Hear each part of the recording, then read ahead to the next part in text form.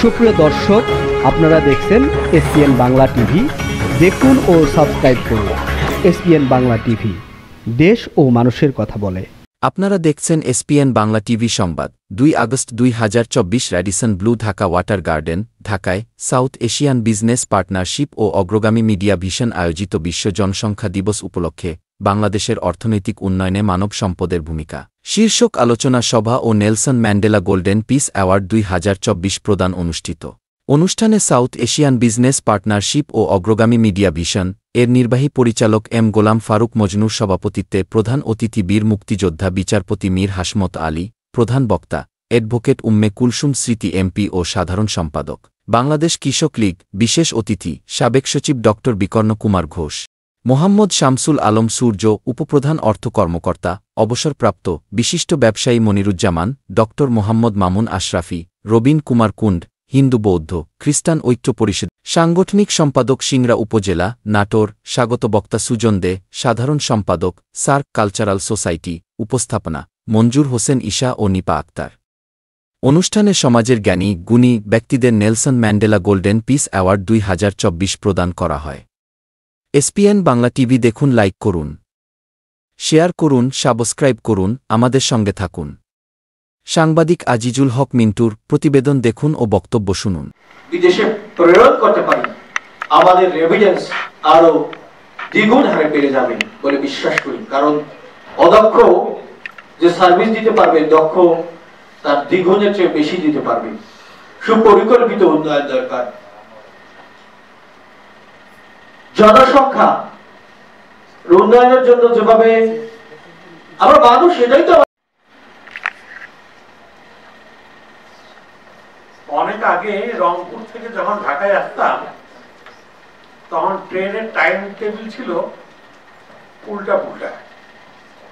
বাসওয়ালারা এগুলি ঠিক করতো, তাদের প্যাসেঞ্জার যাতে হয় এই জন্য ট্রেনের টাইম টেবিলটা গোলমাল করে রাখতো। আমার এটা মনে হয় সেই রকমই কিছু, যেটা মেট্রো রেলে যেটা ঘটনা ঘটেছে, এটা তারই একটা পার্ট। যারা মেট্রো রেলের বাসের প্যাসেঞ্জার ছিল, তারা সব মেট্রো রেলে যাতায়াত শুরু করে দিল। এখন বাস খালি চলে, মিরপুর থেকে বাস মতিঝিল পর্যন্ত খালি যায়, প্যাসেঞ্জার হয়।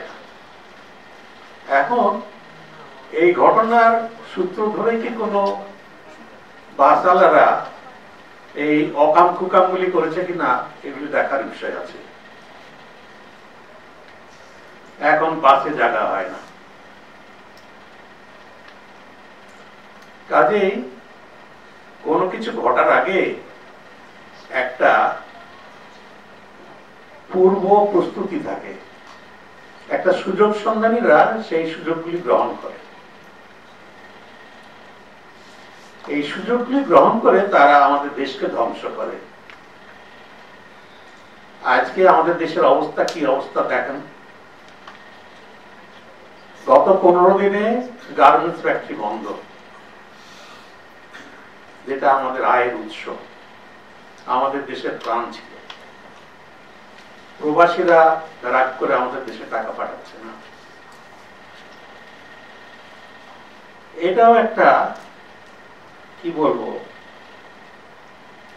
কুমন্ত্রণা। তারপরে যে সমস্ত ফ্যাক্টরি ছিল আমাদের সবই বন্ধ।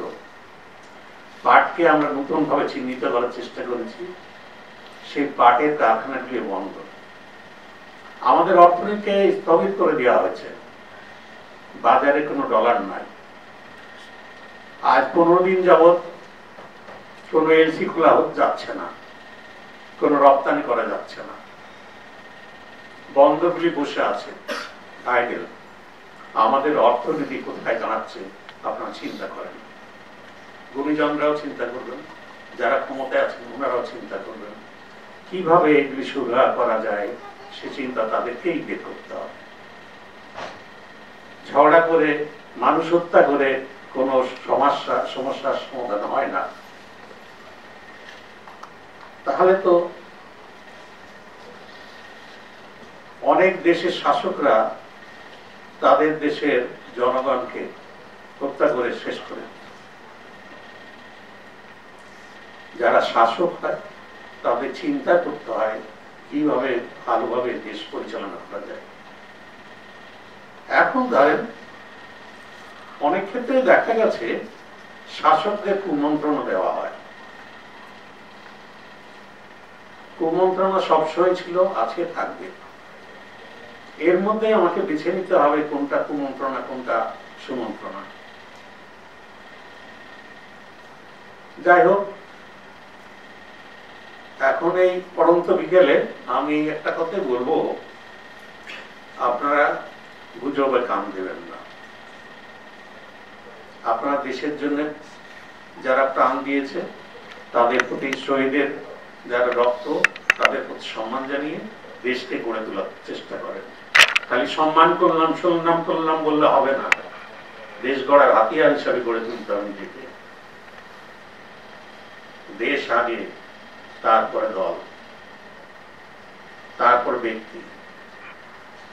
দেশ সবার বড়। দেশ যদি না থাকে আপনার কি দল থাকবে?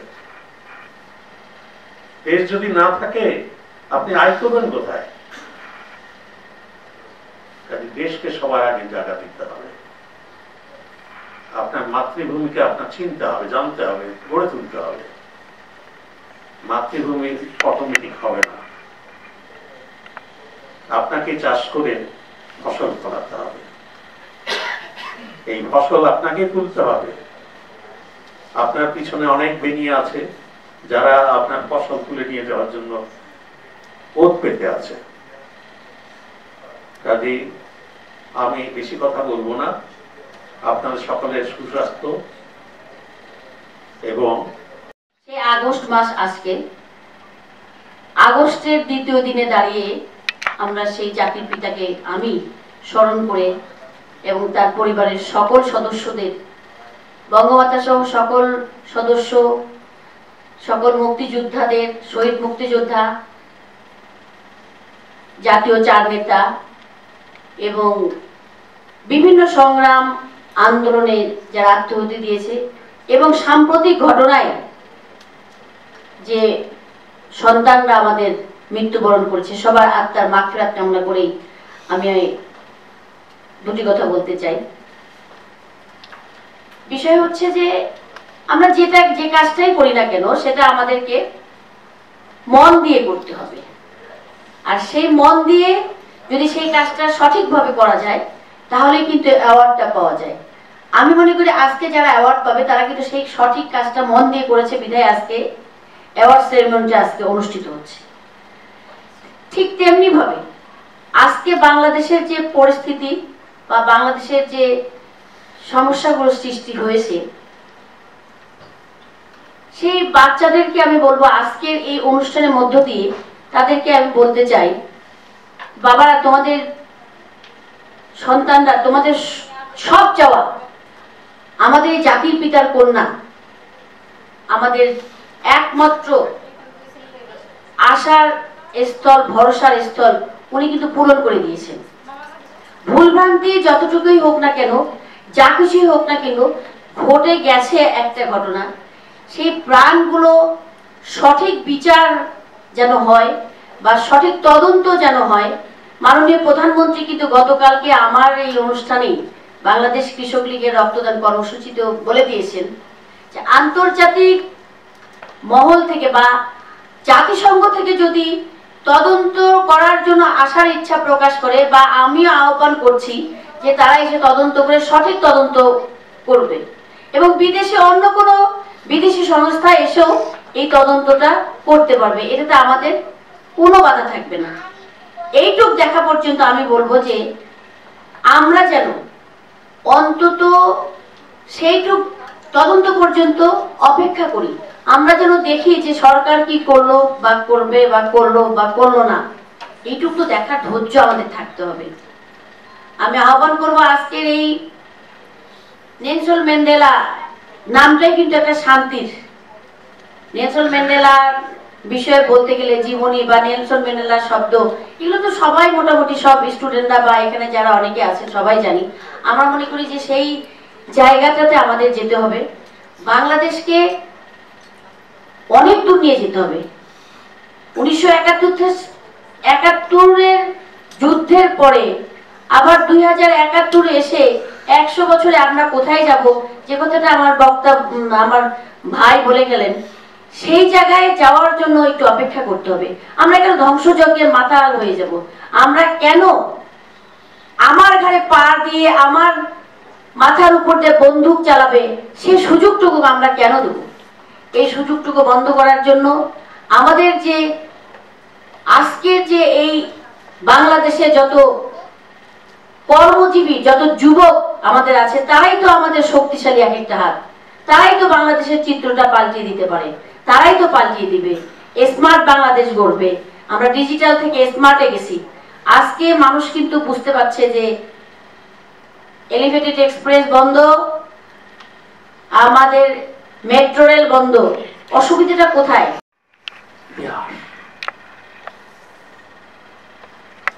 পুরো পৃথিবীকে যারা পরিবর্তন করে দেয় তাদের একজন নেলসন ম্যান্ডেলা। তার নামেই একটি দিন, নেলসন ম্যান্ডেলা ডে, 18 জুলাই।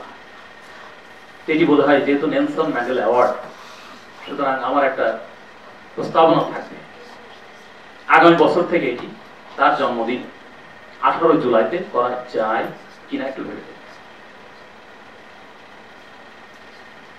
আসলে নেলসন ম্যান্ডেলা সম্পর্কে বলার মতো সাহস আমার নেই। এত বড় ব্যক্তিত্ব, এত বড় ব্যক্তিত্ব আমার চিন্তার অতীত। নিপা একটু আগে বলে গেলেন তার কয়েকটা উক্তি। আমি কি হয়েছি, আমি প্রেসিডেন্ট হয়েছি, এটি আমার অর্জন নয়। আমার অর্জন হলো আমি যেখান থেকে উঠে এসেছি, আমি যে ধাপগুলো অতিক্রম করেছি, আমি যে পড়ে গিয়ে আবার উঠেছি, সেখান থেকে শিক্ষা। জীবন এরকম, প্রত্যেকটা বড় সম্ভাবনার আগে বড় চ্যালেঞ্জ রয়েছে। এটি বিশ্বের ইতিহাস, সভ্যতার ইতিহাস, আমাদের মানুষের জীবনের প্রতিটি মুহূর্ত, প্রতিটি মানুষের জীবনের ইতিহাস। যিনি যত বেশি ধাক্কা খাবেন, যত বন্ধুর পথ দিয়ে যাবেন, যতবার পড়ে যাবেন, তিনি তত সামনের দিকে আগাবেন। আমাদের সমাজে আমরা যাদের দেখি যারা সবচেয়ে এগিয়ে, জ্ঞানী, বিদ্যায়, অর্থে, রাজনীতিতে, তারা সবাই কেউই মায়ের কোল থেকে এসেই ওই জায়গায় উঠে যায়। অনেক বন্ধুর পথ, অনেক কষ্ট অতিক্রম করে তাদেরকে এই পথে আসে। আমরা প্রতিনিয়ত দৌড় দিই, আমার ভাগ্যের দোষ, ভাগ্যে কিছু, কিন্তু আমরা ঝুঁকি নিতে চাই না। যে ঝুঁকি নিতে চায় না, জীবন তার জন্য নয়। কথায় বলা হয় বীর ভোগ্যা বসুন্ধরা। এই পৃথিবী হলো বীরদের জন্য, ভীরুদের জন্য নয়। 1964 সালে একটি ভাষণের পরপরই তাকে জেলে নেওয়া হয়। 27 বছর, আমি বলছিলাম 27 বছর উনি জেলে ছিলেন। 1964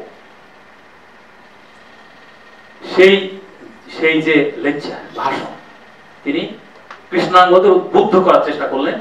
এর আগে ছিল অ্যাপার্থেইড। অ্যাপার্থেইড মানে হলো বর্ণবাদী।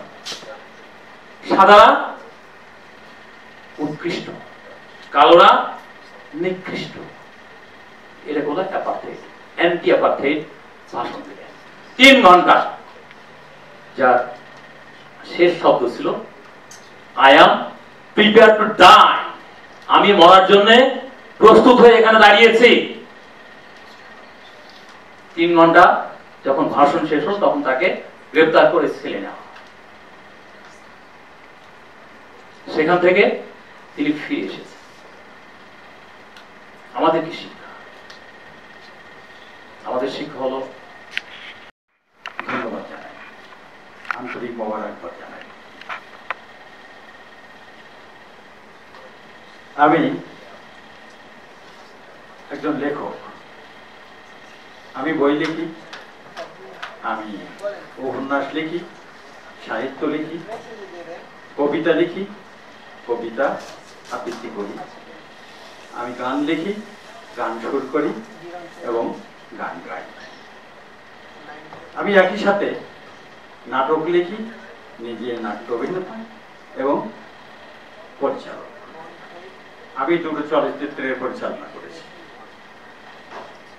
আমি এই কথাগুলো এই জন্যই বলছি যে এই যেগুলো কাজ করি, এগুলো থেকে যে উপার্জন করি, যে রয়্যালটি পাই, এগুলো আমি প্রথম থেকে 40 বছর আগের থেকে, আমি যখন স্টুডেন্ট তখন থেকে আমি কাজগুলো করি এবং এগুলো সব কিছু আমার নিজের জন্য, আমি কিছুই ব্যয় করি না।